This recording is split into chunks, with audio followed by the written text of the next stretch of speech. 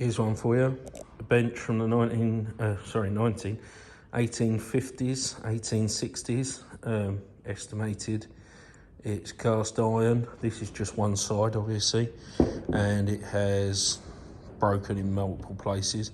This side isn't too bad. We just got to remove 4 fasteners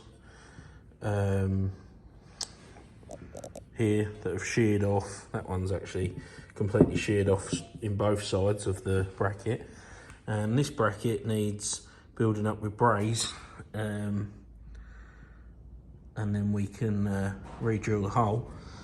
And then the actual chair piece that you sit on is in 3 bits, so that needs quite a lot of repairs. There's actually some missing pieces as well, which we'll have to sort of make out of steel and probably braze to the cast iron. So it's going to be a bit of a drawn out one, but I'll get some footage. We're going to start off just by cutting all these bolts off and then drilling through anyway.